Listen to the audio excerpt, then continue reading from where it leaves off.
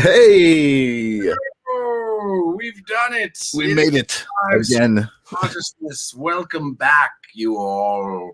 Thank you, our dedicated listeners like Taylor and Angela, always here. Yes, hello, Prompt. We appreciate you Taylor. so much. We're so excited tonight. We've got a really good friend of the show, Jack Stanis, who was Yes, introduced to me by Michael. And for a minute, when I was out on Long Island, it totally inspired me to learn herbalism. yeah. We had a good couple of journeys with Jack in the And I in the still forest. a great interest in it, and I think you guys will be really interested in so much of the cool stuff he has to say. You know, he's really a man on a mission, and I like people like that. So often we have people on the show who are a little esoteric, I guess is maybe the word, in the way they speak about things. It's a little hard to digest, I think, for most people. But Jack is all about trying to help people connect easily. What's up, Ninja? The wonderful world of plants and how they can help us. Hey, Ninja Kitty, how's it going, girl? Yeah. Jack is he's just such an amazing guy, and I think even beyond what you're saying, I think he's a great example of what we talk about all the time on the show about living life consciously. You know what I mean? He's kind of on his journey, and he's done some amazing changes over the years that I met him. I met him actually. He's like one of those people that you meet, and you know how we feel about the universe, right? It's like, Yeah. And unlike a lot of the people we've had on the show, Jack's very young. Jack is woke as can be, spiritually, and has a lot to offer, and very wise kid. And I say that only as a testament to how great and wise he is. Absolutely. His age. He's going to have more and more to offer as the years go on. But we'll get back to Jack in a little bit. How's it going over there, Michael Zinn? How's life is wonderful. Man, oh man, since before this started, I guess this started out of all of this energy that was happening between you and me and life and all of the things that we were talking about. I've opened some doors. Those opportunities I've been talking about are really starting to work out. I've got my current employment and my future employment working together to get the best out of me, and it's awesome. It's really I'm going to have the opportunity to do some really cool things with projecting inside environments and creating immersive experiences and doing a lot of the things I've been wanting to do. All the things we've been wanting to do. Yeah. And it's funny, I have something like that to impart as well, which cool. So many pieces of the practical brain want to kind of shut down something like this. But suffice to say, I had gotten a little bit of money, and I had been warned that I was supposed to pay a agent, fee to somebody. But it was so long by the time I got the money, I completely forgot. And usually speaking, working through my voiceover agent, the agent fee would be taken out beforehand, and I just didn't think of it. Right. So I had dedicated all this money that I had to various things. So I could get a new computer and a couple of things that I really needed. And then I was reminded that I owed that money, and I was like, oh crap. I'm like, shit, where am I going to get that money? Right. But I only thought that for 2 seconds. And then I went, all right, well, it'll come. It'll come. And, obviously the thing is in motion beforehand and whatnot, but on the spiritual level, there is no time. And I see and would say that it was my disconnect of worry from that thing that allowed magic to happen. And yes, this magic might have started earlier, but I didn't know about it. I only found out about it a day or two later, as my dad hit me up and said, you just got 2 random checks from Kia Motors. I don't even know how they got the check to my parents' house. I'm so confused, actually. The universe. Yeah, exactly. And not only did it cover what I owed, but also gave me a little bit of extra money. Yeah. Awesome. In terms of that I needed for other things. So it was out of nowhere, which was great. Right. So that was really cool and felt cool. A real spiritual. So that's awesome. That's a great story. I love it. I'm sorry, I don't mean to interrupt you, but Taylor, we were just talking about this. You gotta tell D to hook up that microphone, because I sound bad. I don't know. Taylor, Taylor says, "Does Jesse get a new mic?" So Mike, what does it sound like? Jesse, she noticed that you got a new mic, and we noticed that the phone is ringing or something. Something's happening over there. somebody's calling during my show. What is this? Leave the Snyders alone. Stop bothering us. Do I sound awful, or am I I don't think you do. Just Taylor noticed. That's all. And Okay. Janet's saying hello, so we're saying hello to Janet. Next week I'll sound better. I'm sorry, my dad rearranged the things, and I didn't get enough time. Where's D when you need him? He's working out right now. But yeah, I had a cool week. I did. Me and my whole family played volleyball over the weekend, which was awesome. Oh yeah, I saw those photos. Yeah, Such a good time. And I had a baseball game where I didn't know the rules exactly, and we only lost by 1, and every one of my little mistakes I could have. You were killing yourself for it. It's that what did you say you were? Your astrology or triple Virgo or something? Six house Virgo or something? 6 house Virgo, yeah. But and then I just finally joined Cameo. I got in Cameo. Yeah, I got invited to be a part of the Cameo. Oh, nice. Yeah, you were talking about that when you were here a while back. Yeah, and I said I was going to do it. I just man, you could do some fun stuff. I'm sure. I hadn't had my computer and stuff. I'm not granted, right. Like on the phone largely, but I just was not in my comfortable space yet, so I was waiting to add in a new thing. But yeah, so if anybody wants to find me on Cameo, yeah, you know what? I'll talk about with you. I'll help you do some fun. What you got to do is you got to do a couple and put them out there on social media so people know that you're doing them. And oh yeah. You know, we'll come up. We can come up with some funny ones. The thing today was I got to meet with or sit with my new friend from my ayahuasca journey, Rudy with 2 O's, as my mom likes to call him, because he Rudy with 2 O's that way to her. So and my mom got to sit down with shout out to Rudy, talking about all the ayahuasca, journey type stuff, and he's been working. I think Rudy has been. I think he's hit 400 times now. He sat with. Wow. Holy ayahuasca, Batman. Well, he's from Haiti originally, so they've got like a background of like sort of like anti-voodoo, but little slightly spiritual, but also a little blocked, like because in the spiritual world, guys, like we tend to think that one thing's bad and another thing's good, and it's kind of relative, It's a good way to put it. Within the scheme of the thing, it's all God kind of pulling in each direction, and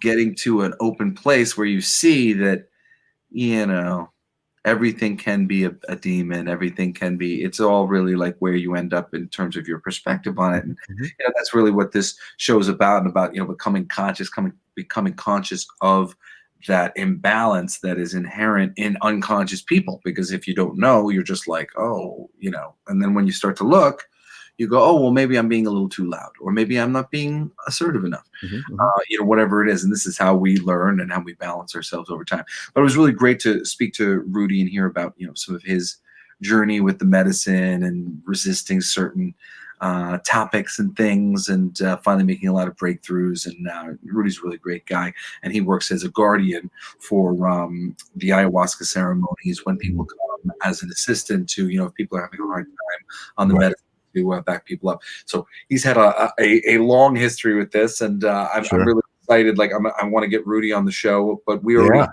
a developing calendar right now. I'm excited about that. Yeah. With plans, and I think me and Michael, when the show's done, we're going to probably finish that calendar off and get it over to Nancy so we can start promoting these things in advance. I love what's happening on the comic book side calendar too. The actual like big surprise guests that seem to be on that list. Oh yeah, there's so many people cool people. I've got some cool people as well, so I just wanted to kind of see where we were at. And so Angela's saying that the spiritual realm has been a little crazy this week. That's funny.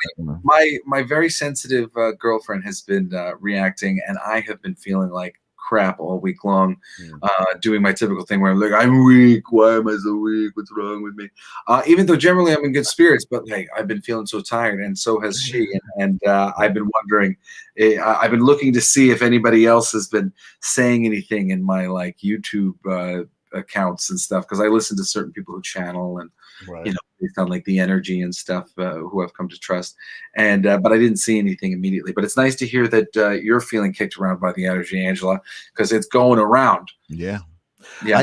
It's interesting what you were just saying about the bad and the good, and coming to the balance and all of that, because I've been having some pain the last couple of weeks in my knee, like really bad pain. I didn't hit it, I didn't do anything, it's just like all of a sudden, right, hurting. And especially when I'm sitting driving, it's like it hurts, like it really like starts to like gnaw at me, right? And I was like, you know what, mind over matter, let me just imagine that this is like, instead of intense pain, like intense orgasm pleasure. Yeah. Hey. And I tried. I almost got there. I was like, all right, it feels good. It feels good. Yeah, it feels good. Can I tell you? I tried though. Whether it worked or not, what you were doing was very wise. Yeah.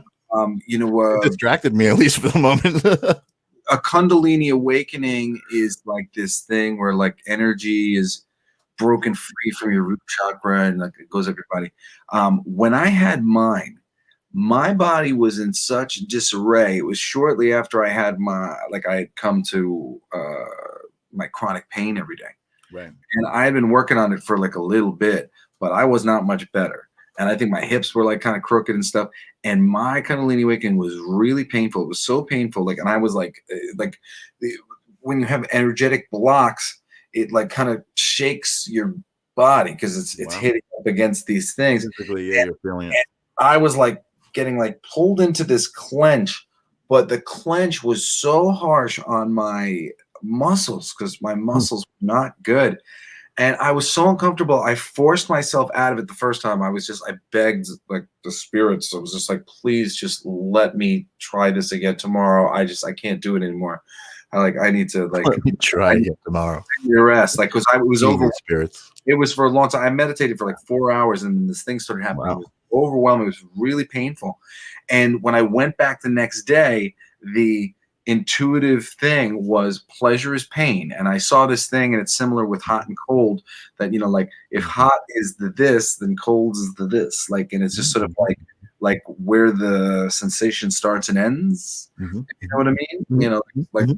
Like starts out hot and goes cold. Good way to visualize it. Yeah, it's a good way to visualize it. And that pleasure was pain on so many levels. Being penetrated was pleasurable when you had the perspective that it was. Being uncomfortable and like caressed to a degree is wonderful. Being uncomfortable and caressed to like it's but they're all levels of your perspective on it. Right. And when I was able to sort of channel this pleasure is pain, pleasure is pain, pleasure is pain thing, I got through it, and I had the Kundalini awakening, on that day, the next day, and it was good. It turned into a largely euphoric thing, but it was really painful, like until I got to that place, because it was just I was really just sort of like tensing up, and my body was not feeling good. And I was just like pleasure is pain, and I was just like as like innocently as I could, but I did eventually I was able to. Basically, like I always find it's such a huge thing when you're meditating or like committing to like a mantra or whatever, like committing, like I don't care how long it takes, because when you sort of like you put like a toe in, well, let me see how this goes. Right. Reality doesn't really get you very far. But if you're like, I'm gonna do this shit. Same thing as jumping in the pool. Sounds just like it. Exactly. Jump in the pool, and the moment I mentally go, I'm just gonna sit here and do it. Pleasure's pain, pleasure's pain. At a certain point, like that commitment, I think really is like a thing that helps. Yeah, that makes sense. And then once you're in the water, you're like, oh, this is so freaking nice. Why the hell did I do that? Why did I? And I knew that the thing that they were trying to do was important. This Kundalini awakening was important, but it I was really like, I want it to happen. I know it's supposed to happen, and it's a good idea for me. But right. I need to try again. But that, I mean, honestly, in my spiritual awakening, largely, the in between moments, my cool meditation moments, cool plant medicine moments, those are all great highs, but so much of the difficulty is like in between. But in of those moments of like meditation or plant medicine things, that was like probably the hardest thing that I ever went through. Getting that Kundalini awakening, getting through the Kundalini awakening. It was really, it was. All right. Well, you made it through. Here you are. Yeah. Let's not talk about the pain anymore. Let's talk about good stuff. Oh no, I'm all good now. But I mean, it was really, I know you are. you know what is it? I feel like I need to say that because generally speaking, things are kind of easy. Some of my experiences are very easy for me, but not all of them. And that was one of them. That was a real, like, you know, woof. Yeah, big time. So I'm gonna actually let me get back to the story I was telling about the universe and people in your life kind of come around full circle, and like they're in your life for a reason. You meet them and then you come across them in different capacities. And Jack is he's one of those people for me. We met on set. He was actually just like a production assistant, I believe, helping us out you know, with this short film we were doing. It was like somebody's passion project, you know. There wasn't a big budget or anything like that. He was a very cool dude. We met, and him and this other guy, Mike Dahm, who was also involved. Mike Dahm, I love Mike Dahm. Yeah, you know Mike. So so I kind of, you know, they were like a team. And then actually, now that I'm thinking about it, the story goes a little deeper. They approached me a year or two later, and they had written a story together and liked my personality and wrote a character based on my personality, and were asking me to play that character in their short film. It was very interesting. It was very, very cool. Are you trying to hook up that microphone? Did I? Am I successful? Oh, that sounds much better. Sexy. Hey, Sexy. check it out. Look at this. Nice. Good job. So that was one way he came back around into my life. And that was, I mean, I don't know, for you, maybe people come to you and like, oh, I wrote a you know, a character based on your personality. That never happened to me before. So it was exciting, and it was cool. And we actually did a reading of some of the script, and I don't know where that's at. Maybe we'll get him to talk about that. Maybe we can't talk about it. I probably shouldn't be talking about it. That's but anyway, very cool. That's always it was nice, very cool compliment. And then he came back into my life when he started doing this Powerful Plant Allies YouTube stuff. I had come across him, and now he's actually I think I witnessed this because I don't think he did this before. He discovered music, and he is a musician, and he is writing songs. And this is what I was talking about as far as like spirituality goes in our show and how it's related, because I feel like he's in the flow. He's gone inside, he's discovered who he is, and it's all coming out. He's becoming himself in a very, very powerful way. And I'll let him tell you the story when we bring him on. I don't know if that's how'd I do for the introduction? I've been trying to work on my introductions. You're killing it, man. Let me just say, Jack Stanis is the real deal. A genuine, loving soul who is here to help people and raise the vibration on this planet. And he's got fabulous, soft, kind wisdom to give us all. And I'm so excited to introduce him to all of you. Awesome. All right. How was that? That was good. That was a perfect ending to kind of my beginning. I didn't want to get into what he does. I figured let's talk to him about that stuff. So let's bring him on. Did I get into what he did? Yeah, no, you didn't. I'm bringing him on. Here he comes. Ready? Here we go. Drum roll, please. Hello, Jack. Hey, Jack. How's it going? What's up, buddy? I love you guys. Thank you. How's it going out there in Long Island? It's spring. Yeah, I was gonna say this is your time of year, right? Yeah, everything's flowering. I mean, I just went on this beautiful bike ride today, and like everything was out, like almost everything. You know, some stuff comes as the season goes along, but all my favorites were out, all my favorite plants. So everything is blooming, everything's coming to life again after, I mean, it wasn't really a cold winter, but it was still a period of dormancy. Everything's coming. So that's exciting. It's good here. It's good. Is it, how diverse is it, you know, from your perspective as an herbalist, like from state to state and whatnot? I mean, I know we've got a decent amount of landscapes around the planet, but as you study as an herbalist in one area, that doesn't necessarily make you well versed in other areas, or, you know, how does it go in your mind? Yeah, so that's what's very fascinating about it is you can learn about plants worldwide by just picking up a book, you know, and a lot of people who are herbalists and practice that they stop at just that, and they learn it, which is good. It's great to have a well-versed knowledge on, the herbs across the world. But for me, it's different because in order for me to learn, and this is with anything for me, it has to be very hands-on, and I have to almost meet the thing that I'm working with.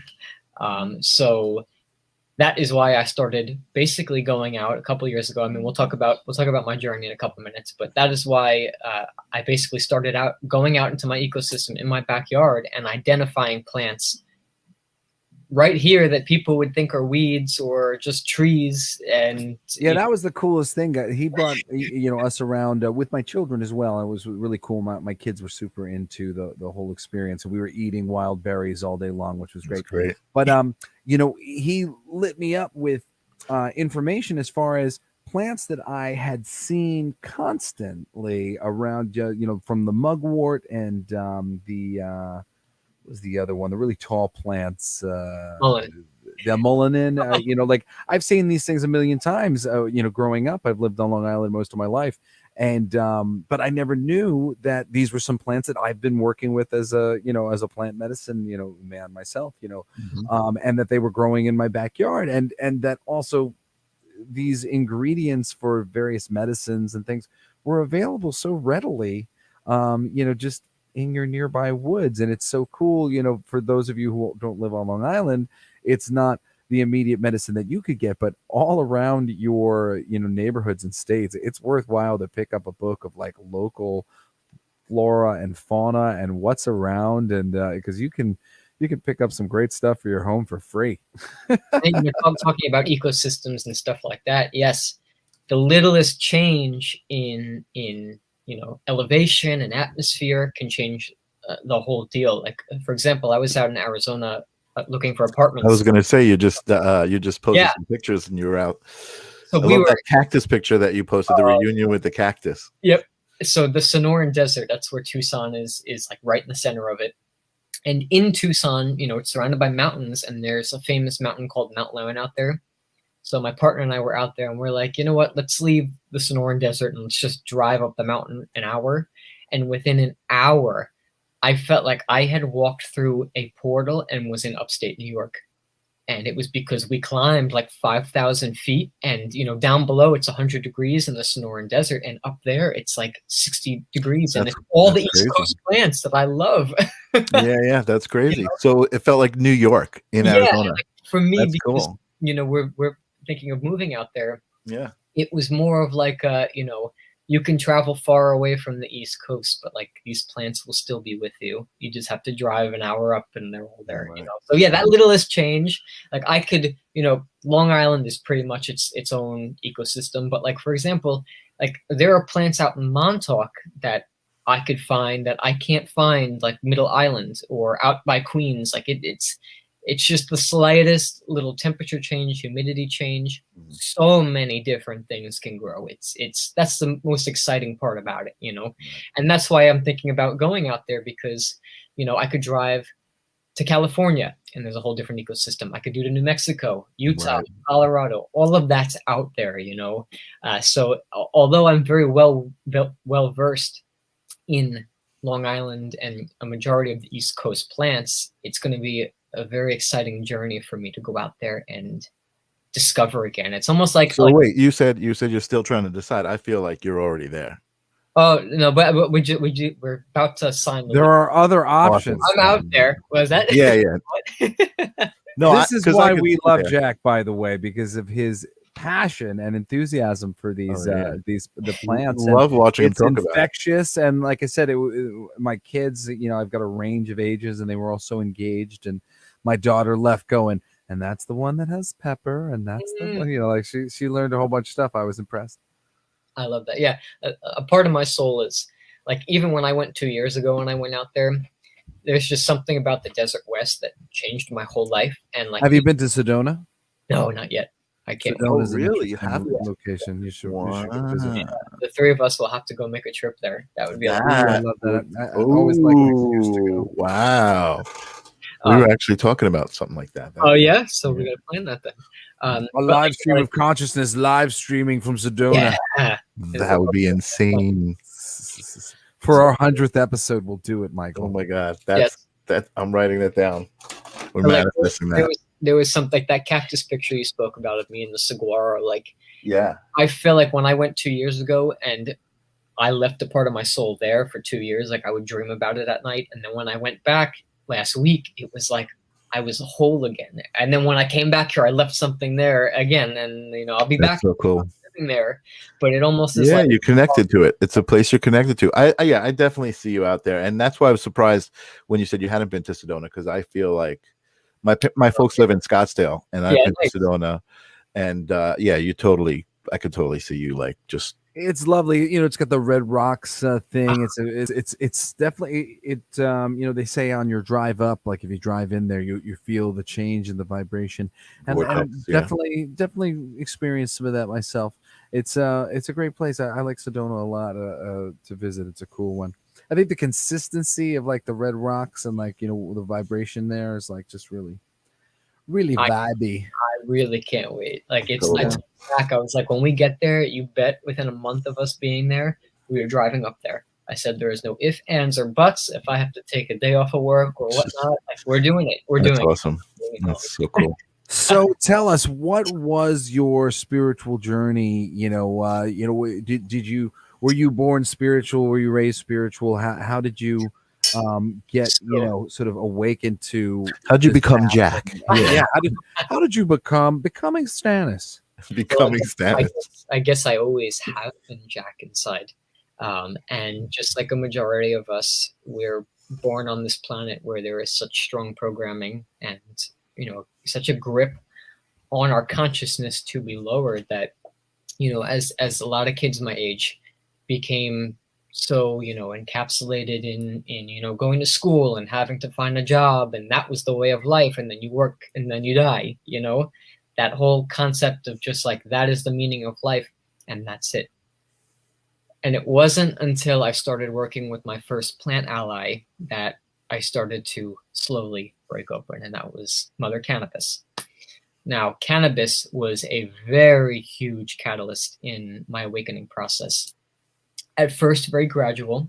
You know, I would merge with her, and she would connect me to like dormant hurts and dormant stuck energy that was within me. And, you know, at first when I started consuming cannabis, it was very painful for me because, Jesse, like you were talking about energy breaking through your body, it was almost as if every time I had a session with her, and I wasn't even really open about this to anybody else that I was partaking with. It was more of this internal thing of just me, you know, overcome it. Like, it was like every time I merged with her, there was a lesson to be learned there, and there was something that I was leaving when she left my body at the end of the emergence.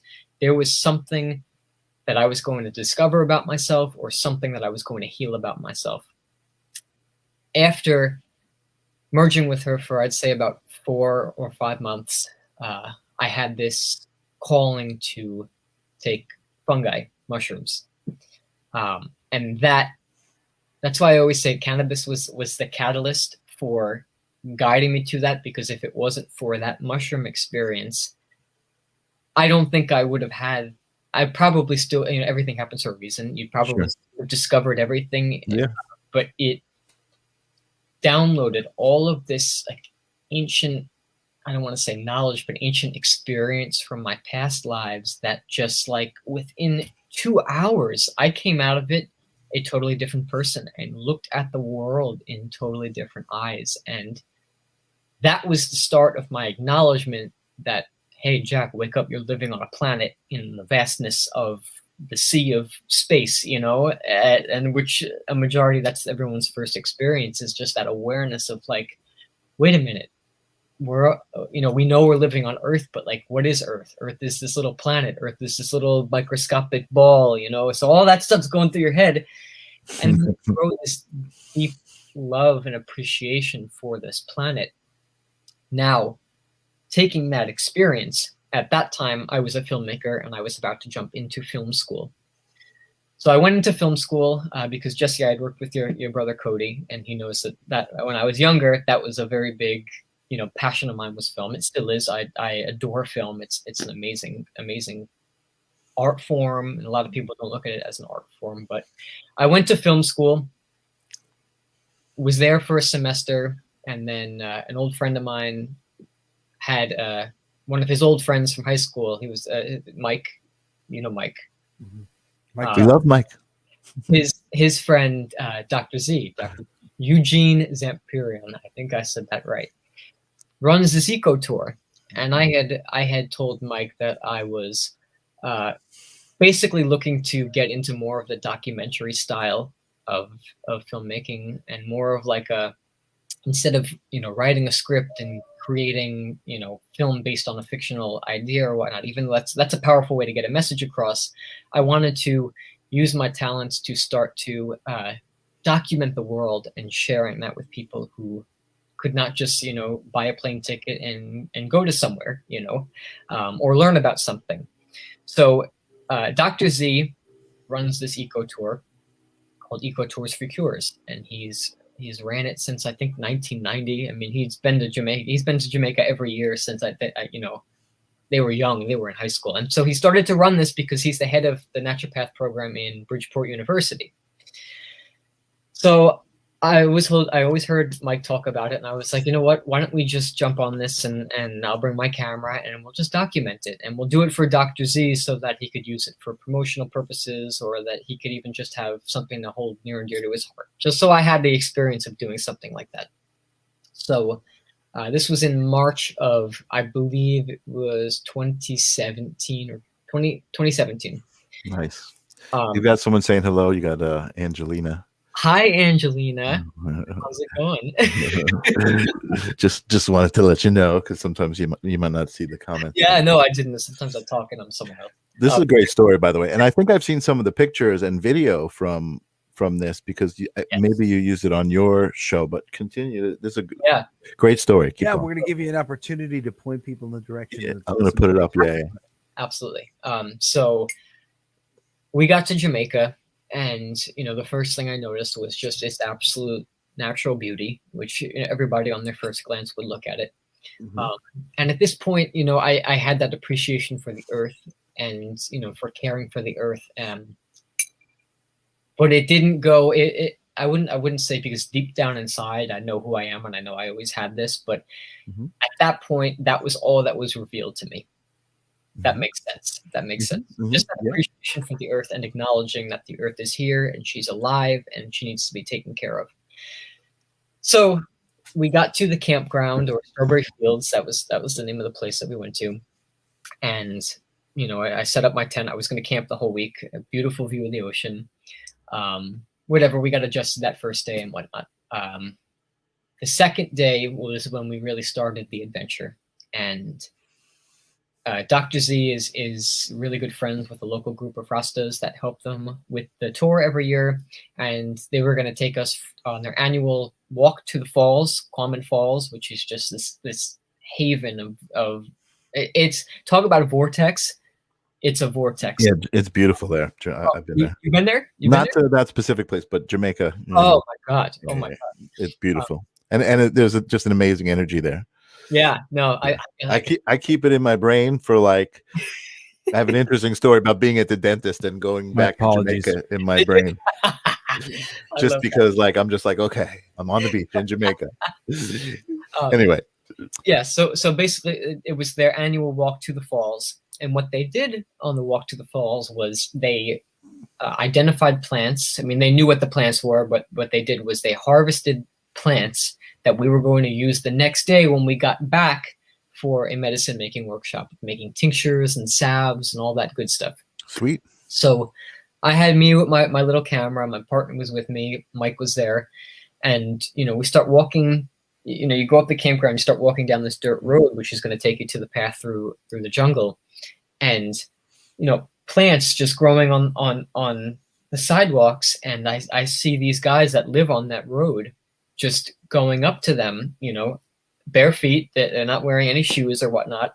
And they're like looking at the plant and digging through them, almost as if there is like this communication going on that I don't even know if they're aware of. Maybe they are aware of it, maybe they're not. But to me, it was almost like I stopped for a second and was looking at them, looking through these plants and whatnot. And pulling them up and saying, oh, this is Spanish needle, and this is Cerecy, and this is that, and handing them to Dr. Z.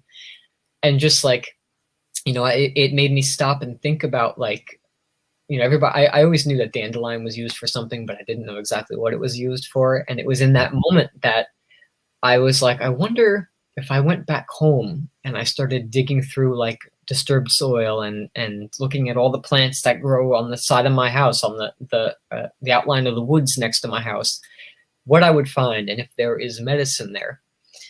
So whatever, we kept walking through, and they had their machetes, which they call cutlass, and they were like cutting down like branches of like the pimento tree and stuff like this. And it almost like I'm sitting here filming it, looking through the lens of my camera, but like it almost sent me into like this feeling of like, now I know why I was guided here. Mm-hmm. It was the documentary that guided me there, but it was still that mushroom trip from the summer that was like, you want to complete that trip, you want to complete that journey. Wanted you to experience the plants close up. Here. Yes. Yeah. So that in itself fascinated me. Wow. So we went to the falls, we all hung out there, we all relaxed and whatnot. On the way back, collected even more. The next day we had the herbal making workshop. And Dr. Z sat us down, and he has this beautiful table set up of all the stuff that we harvested, named them all and whatnot. And I remember for the video, I had shot a little thing of him going around and speaking about each of the plants and all that they can do for you.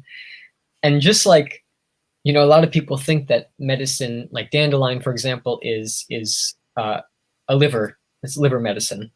That's, everybody pretty much knows that. But it's also good to balance the pH in the blood. And it's really nutritious if you eat the flowers. So seeing him speak about these plants and like naming a plethora of benefits of each of them was just like a spark that like channeled something that was like hovering almost above my aura for so long, waiting to come in, and just sank into me. And I remember sitting down and watching, his students make the medicine and stuff like that. And I just like laughed, and I was almost like, how could I not remember that this was what I came here to do in this life? Dude, it's such I love the story. It's like, amazing. It's so that, learning that's how my mission, when I came back after that week, I was like, it is now my mission without a doubt. I dropped out of film school when I got out, because I had become so disconnected from the way that they were teaching it. Right. And I just really wanted to just dive right into my spirituality and my knowledge of the earth. So I dropped out of film school, and I had taken a couple of years off. And when I got back that week, I was like, I am going to do nothing but educate myself on all of these plants here on Long Island, and I am going to take people here that I know who have no idea about this, or even herbalists, like I said, that practice but don't know that this stuff grows in their backyard. Right. I am going to show that to them, because I knew without a doubt, I had done it in many past lives before. It was something that the earth and humanity needs right now. It's very important. And in a way, because you're connecting people to the earth, and when you connect to the earth, even if you just go out grounding, you're also healing a deep side of yourself. So to me, it was like, this knowledge is right here under everybody's nose. Everybody needs to know this, because it's our birthright, and everybody is entitled to share this knowledge with everybody else, basically. Right. Yeah, and I'd love to remind the audience of something that I think we've probably mentioned before. There's vitality in the food that we eat, and so often, these oranges that you pick up from the store, I was blown away to find out that the amount of time since that orange has been picked to when you eat it can sometimes be years. It's crazy to think that. Yes, because of the way they freeze these things, flash freeze, so many different processes to keep them. I was blown away when I heard that was like it could be at the very least months, and could even be years old, the food that you're eating. And something like an orange, that's surprising. Yeah. and an apple, like things like that. It's like Wow. all the like they keep them alive for forever. That's why they pick so many at once. Oh, it's no need. It doesn't matter if people eat them immediately. We're going to be able to preserve them for a long time, apparently. Wow. So it's crazy. And when you pick that orange right off the tree and you eat it, that's the moment where it has the most amount of vital energy flowing through it, and that energy is kind of cycling down, ever shrinking, ever after it gets pulled from the tree. And beyond that, we're talking about medicine and things that you get an Advil or whatever else. How old is the ground up pieces of whatever natural thing might have been in that versus, and so many of these different medicines, they are often based around one real life ingredient that has been shown to be really good, and then they add a bunch of additional things on top of it so that they can it's old and trademark it and whatnot. Angela But once says, again, exactly, she recommends You Picket Farms. yeah, picking at farms are great, and I mean, getting them from the roadside things when you can get your vegetables. But in general, when you can go and pick your own things, I mean, if you can go into the woods nearby your home and have an idea, about some things that are there and natural, it's very empowering. And these things that you're pulling, they are vital ingredients for your health, not the very kind of, I don't want to say completely dead, but dying, and dwindled ingredients, which are often presented to us.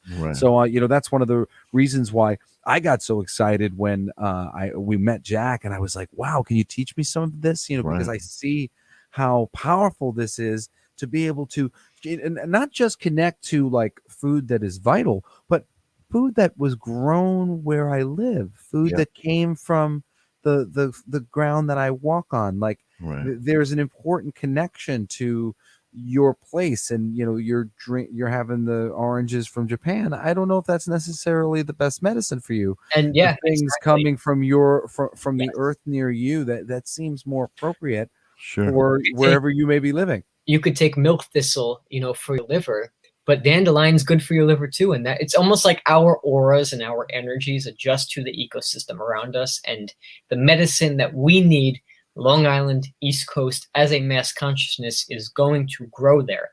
People think, milk thistle is the only thing that's good for liver. But that is far from true. Yeah, may I, a really short little thing, but this was always a problem for me, and something to help the listeners. When you go, because I would be overwhelmed looking at some of these holistic medicine type websites. I didn't understand. I'm like, how can there be 60 different choices for the thing that's good for your ulcer, or whatever? But what it is it's about there's 60 different ecosystems that the old wives and the old grandmothers are living in, where they were having to go get something, and in some places they had dandelions, and in the other places they had other plants that they had to go, oh well, this is good for it. And for them, they didn't know that the dandelions was also a thing. But then as the world has come together and information has been collected, you'll see a whole bunch of different things be recommended often for some of these things. But if you stick with the top couple recommendations, I think that you can feel good about whatever choice you make for any ailment. And I have healed some things with like my children. I think I avoided having to get Logan's appendix removed by what is it? Something grass tea. Lemongrass? No, it was it'll come to me. It's a really powerful one. I'm curious. Yeah, I'll remember in a moment.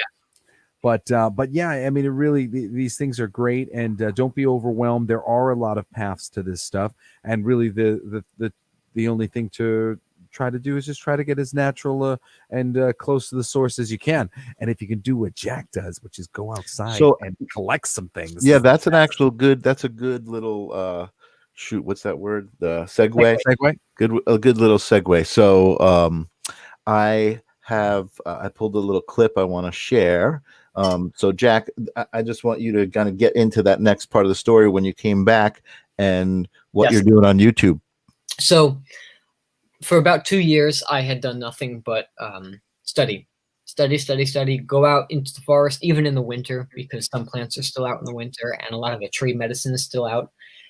It was my mission. It was the only thing I focused on, was just surrounding myself in my local ecosystem so that I could know it inside and out. I still don't know it inside and out. You learn something new every day, and that is what's so beautiful about life, is that you'll never know it all, but that keeps it exciting. For sure. It wasn't until after those 2 years that all of a sudden I started to feel this sensation of the crave to film something again. And I had went back to Jamaica every March for the last for 2 years after that first trip to continue the documentary. The documentary will be coming out this year. It's almost done. Awesome. But after that was finished, and especially because everything that's going on in the world right now, it was something that was going to keep me occupied, obviously, because I was put on furlough for a job, and I just was like, you know what, this is the perfect opportunity to share this knowledge with people virtually. Because even if people didn't want to go outside in nature, which a lot of people did throughout all of this, which is excellent, I wanted to share this knowledge with people in Europe and people in China and people all over the world. And I have a very good skill at marketing stuff and whatnot. So I was like, you know what? I'm going to start making short little videos, just 10-minute videos on local plant identification, especially because a lot of the plants here are not native. They're from Europe, or they're from other places in the world. Yeah, it was so interesting hearing about some of those things. For you, you were talking about the berry bushes that me and my kids were devouring. They're considered like invasive, invasive here, because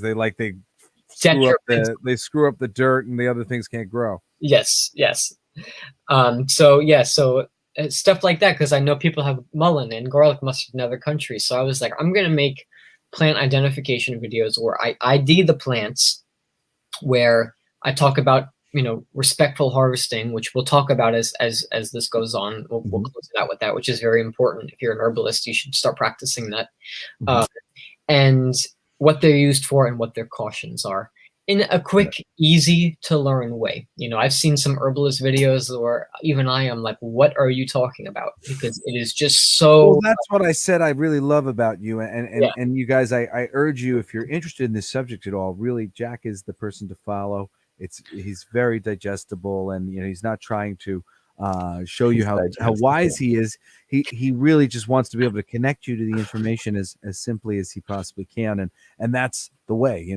That's the way to get the information out there. And we've got a couple questions here. One, I kind of want to put it up on the screen. Not quite a question, but Angela was saying something about Angela, garden. sorry. Well, I just wanted to say to you, Angela, about your garden. Something about a garden as well. Garden is you controlling reality, you playing God, you growing a thing, and what dirt do you have there? And are you bringing it in from an industrial thing? Or are you growing in the dirt in your backyard? Has the dirt in your backyard been poisoned by a lot of cement and other things by the building of your house? When you go out into the wilderness, it's what is naturally occurring because of the climate, because of the dirt, because of the things. It's what's growing because nature says this is what should grow. And I really think there's a lot of value to that. I just want to point to that. It's cool to grow your own stuff, and having a garden is great and something I want to do as well. But being able to go forage, being able to go to a park and go find some things that are just growing naturally in the world, I think there's a lot of power in that. And I think that's what you connected with when you were out, on your trip. Like, wow, look at this. I'm going to take this home. I bet there's a lot of stuff at my house that I just don't even know. Like, just that walk in Sunken Meadow Park, there was we must have tasted like 10 different plants. That was even half. And like seasoning and berries and like all different stuff. And it was just a little bit. Jack showed us so much stuff. It was so fun.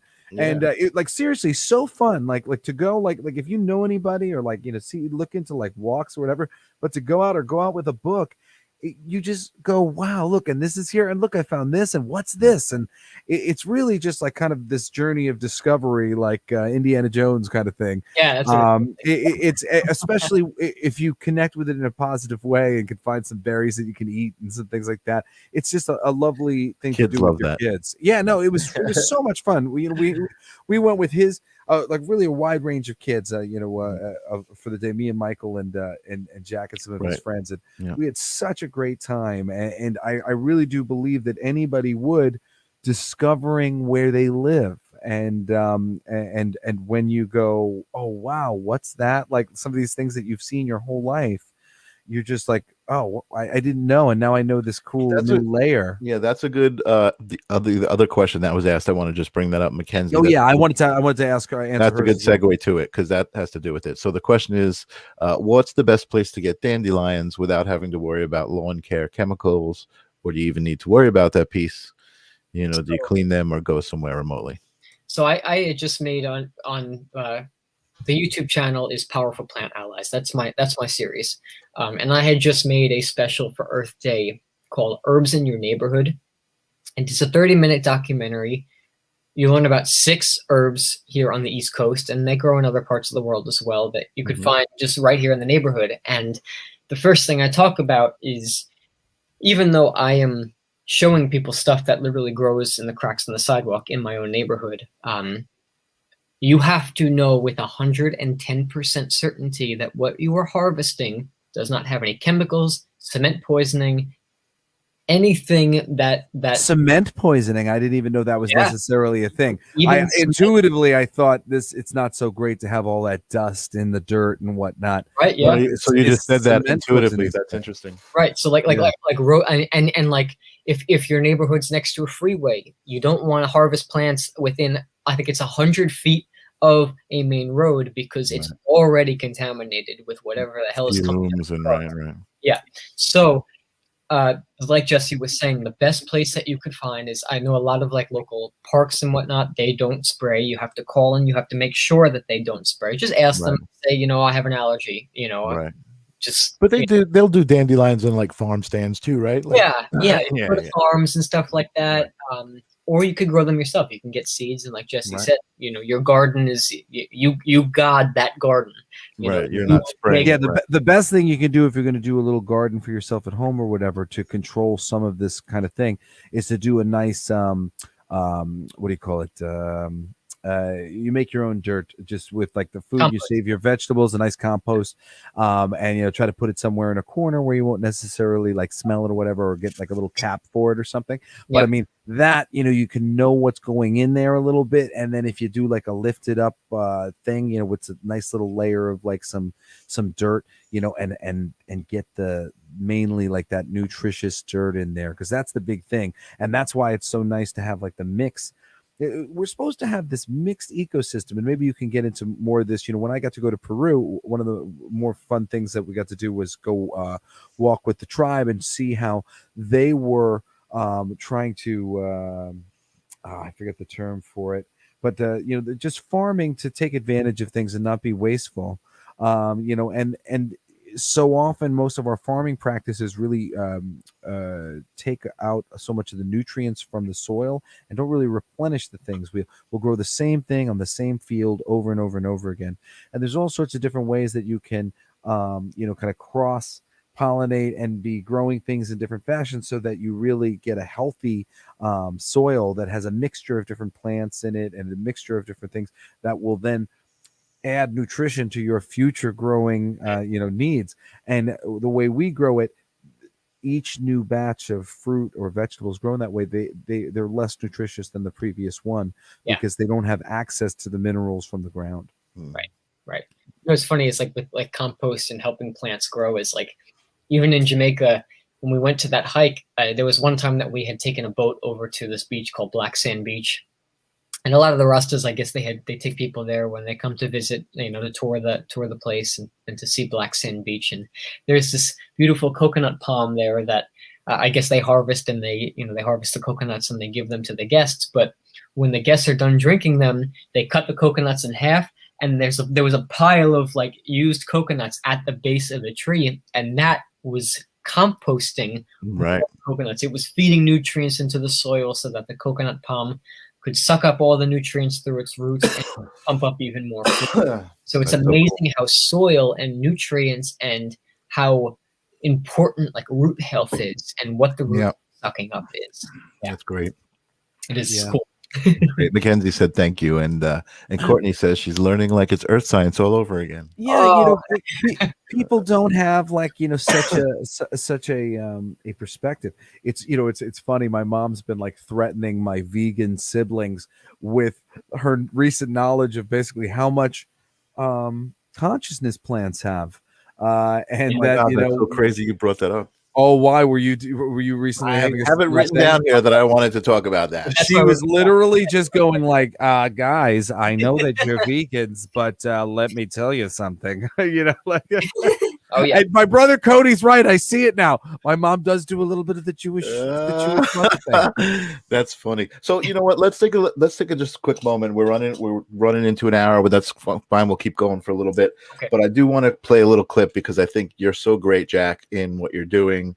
And again, thank you so much for coming on the show, because you're such an example of somebody who's just so in tune with their own self and everything around them, you know, and the connection between the two. And it's so great to even just watch you, because that's what I see.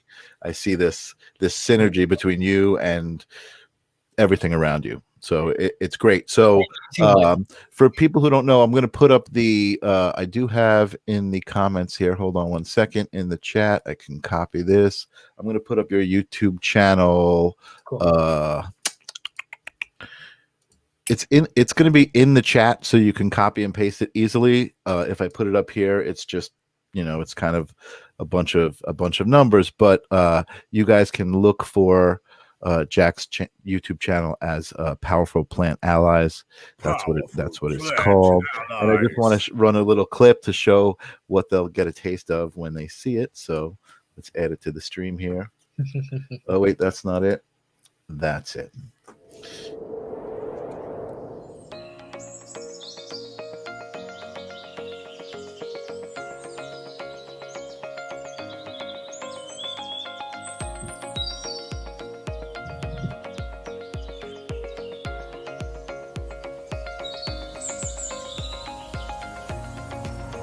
Greetings everybody, welcome to Powerful Plant Allies. So today, you guessed it, we're talking about echinacea.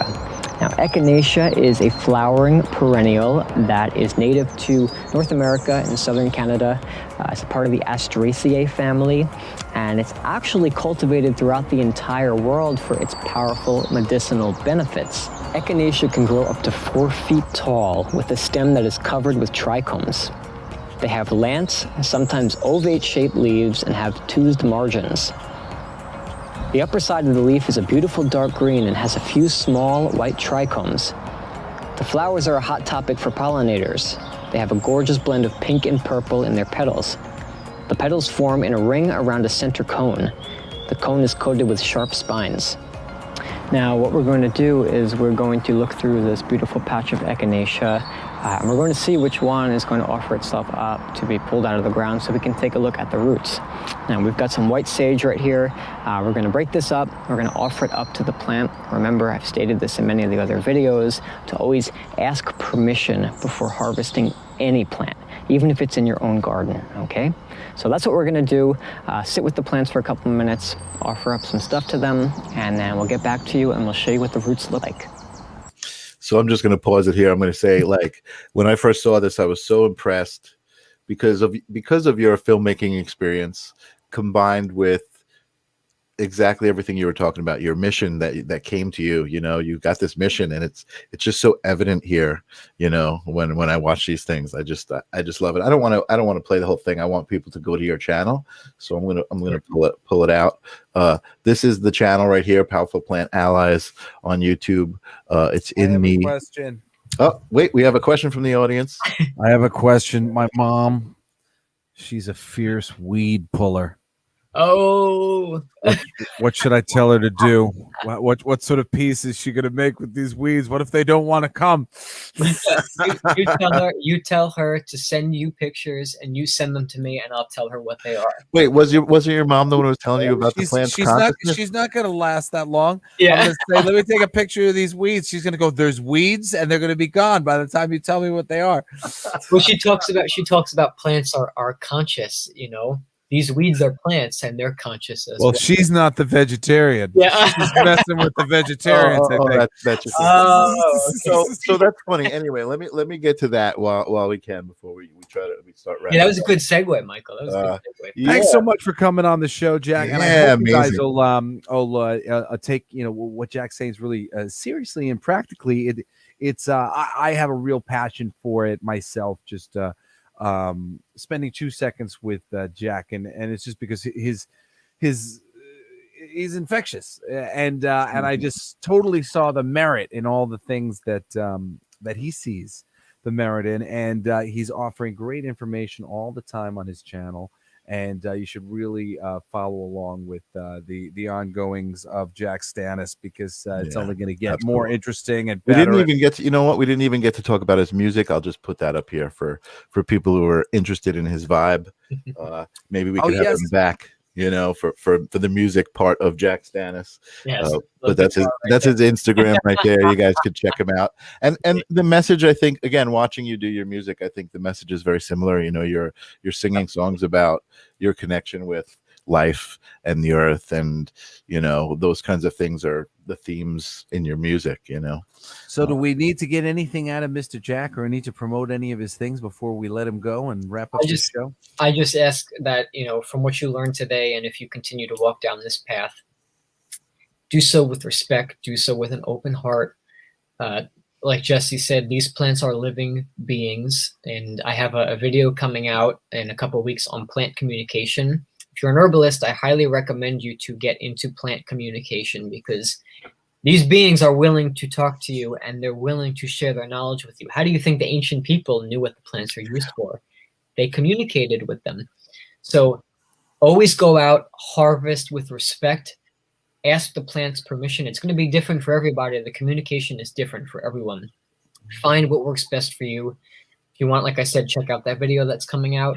If the plant gives you permission, you'll know it.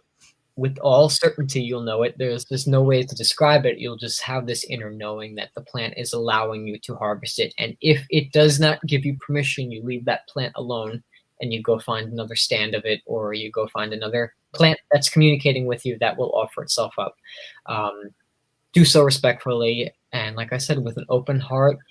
If you walk down this path, I promise you one thing, it's that your whole view on life and your whole view on who you are as a person and what the capability of the human body is, you will learn so much about yourself. It's not just about the plants, it's about everything, because everything's connected. Yeah, I want to back him up too, as somebody who, kind of channels, at a certain point along the way, I definitely started chatting with the plants, and it just reminded me of the giving tree when I started communicating with them. Really, if your approach to them is grateful, it's grateful. Yeah, if it's grateful, they are pretty happy to kind of sacrifice themselves for you in whatever way, whatever way they can be of benefit to you. It's just sort of like, if you line up with them and the appreciation that they're there, that there's this interaction. Right. You could take me and just be grateful that you're taking me. Yeah. That really generally is, often seems to be the largest thing. Certainly there's baby plants that you don't need to harvest and things like that. But so often, if you find yourself a nice copy of the plant, I find that they're very kind if you're kind. And, I always try to be very kind. There's no reason not to be kind to the plants. If you're talking to the plants, you're probably kind, I think. Mm-hmm. Everyone could do it. I believe everyone can do it. We all. Well, I think we can all do that, Jack. Is there anything else we need to ask before we get out of here? Yeah, I'm gonna say because we did have Courtney saying, "What if you can't communicate with the plants at all?" So I mean, we know how we feel, but do you have any recommendations for people to kind of what are they looking for? And I know you kind of said it. You'll know. Yeah. It's like for example, if I'm sometimes if I lay down and meditate next to, like, say, a garlic mustard, I'll literally have a one-on-one dialogue, like, in that altered state. But, if you're just like, sitting there and you're communicating and you're meditating near the plant and you ask it inside, may I harvest you? Like I said, everyone's very different. But for me, if a plant gives me permission, my heart chakra. Heart starts to palpitate, and I feel my chakra just going boom, boom, boom, boom.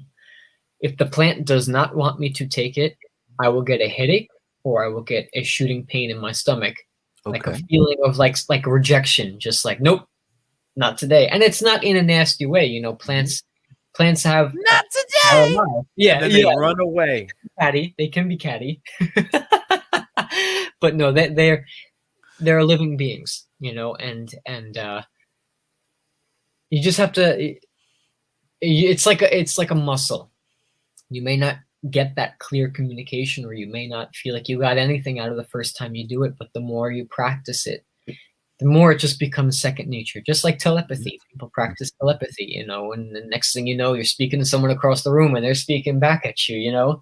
It's a muscle, and because we've been so closed off in the history of humanity, we've just been programmed so hardcore, it's become hard. But in reality, this is just like breathing. It's something that we were born to know and something that we're born to do. So there's a swing on the tree in my children's backyard at their home, and like pretty much every time I'm on there, I'm like, "Is this cool? Am I all right? Is this too much weight? Like I don't want to mess with you. Like, is this all right? Like, but she's always like, "It's all right, baby. You can swing. You're not gonna, baby." Angela says, "Don't piss off a pecan tree." That's what made me think of it. She was like, "Don't piss off a tree." It was funny because they had lost a branch during the storm, and I was like, "Oh no, do you not have the strength for this?" But the tree says yes. Still swinging. Nice. They like to be acknowledged, so I'm sure she's happy about it. No, they do. That's the biggest thing I've noticed with talking to the plants. I so often I get the message of, "Oh, so nice to be acknowledged." Like that is the main response I get from every plant I talk to. They're just sort of surprised that I tried to talk to them in the first place. Right. They're like, "Are you talking to me?" It's like, is there like an animated movie where the animals are like, "Is he talking to you?" I'm sure.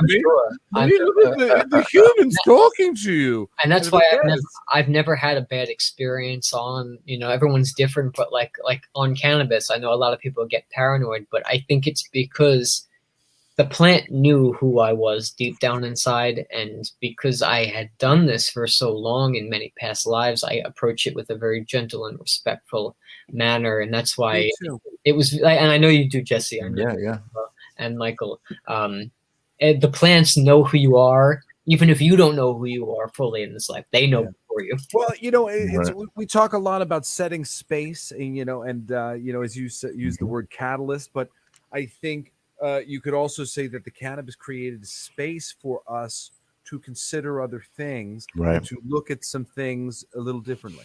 We got questions coming in now. For me, I had that same journey. I think, you know, we've talked about, you know, before, Jack, you know, where not until I was 28, though, you know, and when I smoked cannabis, I realized that I had a lot of anxiety and perhaps, you know, depression and stuff. Mm-hmm. So for me, it let me relax a little bit and also changed my mind about these things. And then I went because of Steve Jobs, I've said before, you know, I was looking at LSD and psilocybin, and similarly for me, you know, not quite to your level, you know, for me, like I knew so much of it innately, but I didn't know a lot of specifics. Like I think you got a lot of specifics, you know, of sort of like of what your mission was when you first came in, but I was just sort of like, whoa, I am facing the wrong direction.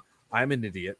I have a lot to learn, and I need to become a much more conscious person and figure this out. Like I've been living strangely, and it's I was older, you know, too. So like I was like, I have to recon.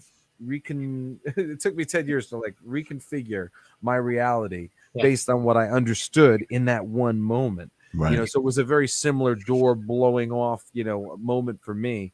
And I even know nothing. That's the beauty of it.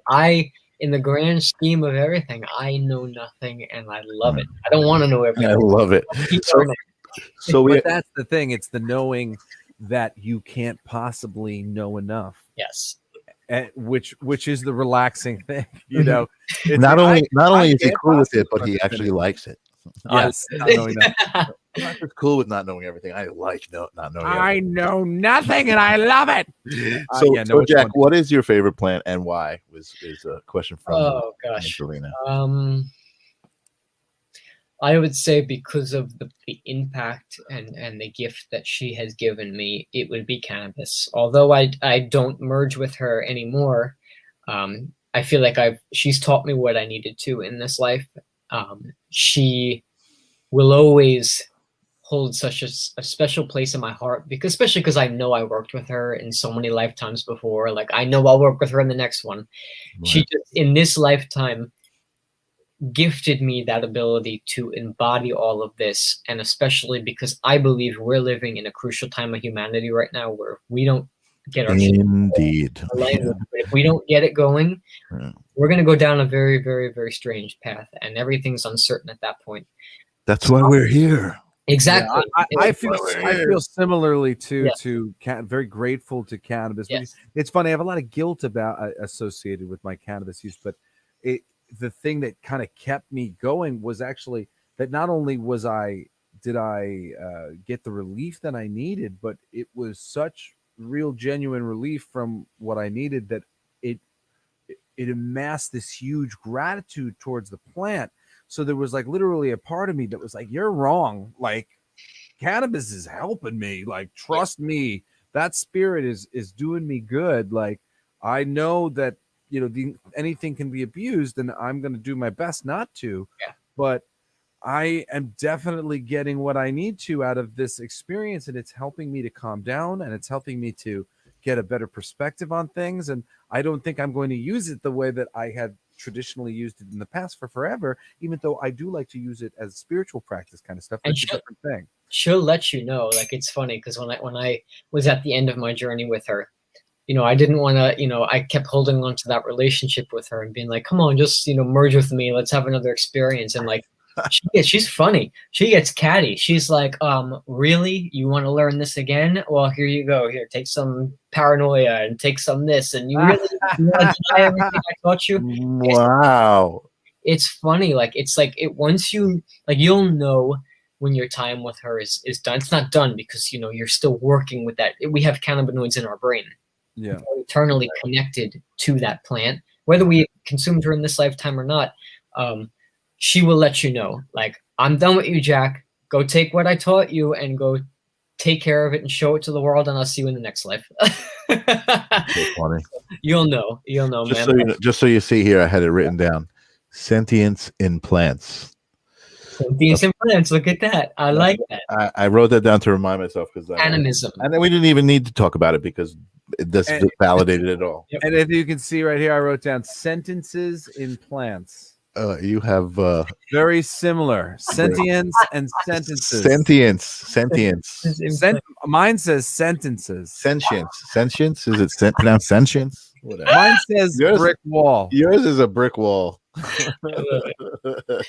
Jack, it's been wonderful having you on the show. Thank you so much for coming and joining us today. Please, everybody, take a look at some of the wonderful bits of educational videos that Jack is handing out. I've heard plenty of people talk about some of these subjects, and rarely do they ever entertain me or make me excited about the thing. But Jack does, really does. And please, I would love to see his infectious joy for the plant kingdom to keep spreading around like wildfire. So please support this man as best you can. Indeed. And I guess we'll let Jack go, and we can just say our thanks to the absolutely, board and the people. Absolutely, Jack. Thank See you, you, Jack. Much. Thanks so much for being on the show. If you want to hang out and wait, we can talk to you afterwards. Okay. It won't be long. Sounds good.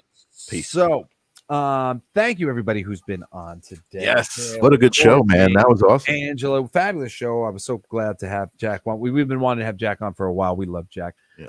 Jack, you're the most. Finally getting questions coming in, Yeah, thank you so much. But we'll definitely have Jack on again. We are getting a schedule together for the Rams Network. Exciting. And Michael, do you have it? Do you have it like I sent you all of those dates, but do you have it in order anywhere nearby? Hold on, I'll pull up my calendar here. Coming up in this month, we've got my brother Shane is coming on to talk about some of his experiences. We've got my psychic friend, who Cinderella. I'm not sure what to say is as his name because I don't want to. Oh. I want to give proper Okay. names. He's Well, got you asked me to pull musician up the name, list. psychic name. Yeah, did you pull up the list? I I have didn't get Johnny the word back Humongous. whether or not. I have Johnny Yes, Humongous. but that's code name. So okay. my psychic friend, who is a former police officer, former well, not former, active musician and active psychic. He's amazing. My friend Cinderella, who's a major spiritualist, who's a rapper, is coming on to the show as well. And we're going to be getting Rudy on the schedule. And my sister Cheyenne says she's down to come. We don't have a date for her yet, but if she can make her own promotional image, she said she's down. Those are the she wants to make her own whatever promotional she image. can do whatever she wants. Yeah, if she wants. I can send her the logo. But I want to have Jack on next month as well. I want to have him on again. So we have a talk about telepathy. He was talking about telepathy. I was like, oh, if you know telepathy, we could talk about telepathy. Yeah, this is so cool. So I would love to have him on again next month. We're going to talk to him when we're all done over here. But yeah, shy and my mom, I was trying to get first, but she is playing this game of being shy. I'm like, she's writing a book, a spiritual book right now, and it's great. I'm editing things for her and stuff. She's writing a spiritual book and she's shy. She's like, no, I can't do it. I'm not writing. And I'm like, she's like, well, this is a behind the scenes person. But I'm gonna get her on eventually. I would ask you to get D on here, but I don't think. But Shane, I can't go up against D. Shane and Cody are that. Well, he's got a little bit less to contribute to the type of conversation that we have. That's right. But even though he's very much of this same mind, we all love your dad. Yes, but a little different than what we're talking about. But anyway, but my siblings, are great. They've all worked with the plant medicine and have very interesting spiritual journeys. My sister's very adept with card reading and a lot of different sorts of reading and astrological charts and stuff like that. My brother Shane's become a real adept with doing hypnosis to regress yourself and connect with past lives and stuff like that. Yeah. So they all really have a lot of things to offer in terms of their own unique spiritual journeys, because their journeys are completely different than mine. Each one of us has a really unique ride here. And I'm excited to have them all on. But we're going to have a calendar probably kicking off next week for hopefully the next 2 months. And then we'll keep it going and we'll be promoting the different things that we'll be having. And I would really love to have Jack back. So we're going to see if we can talk to him about that in just a minute. Awesome. But love you guys. Thank you so much for tuning in on Twitch and donating to the Rock Against MS Network. Anybody who's donating, we so appreciate it. Thank you to the Rams Network. Yeah, and it helps our show to keep kicking ass. But we're going to be getting hopefully an influx of new viewers soon as we start getting our show promoted, and we have a nice little steady thing. Monday we've got the coolest alive, and we're getting a pretty cool calendar together for that as well, because me and Tori and Aaron, we all know a lot of really cool people. So we're coming up with a balance of some cool geeky subject matter and some cool guests to have on. Anyway, love you all. Thank you for joining us. Love you. Us again next week, Thursday, for the live stream of consciousness. Peace.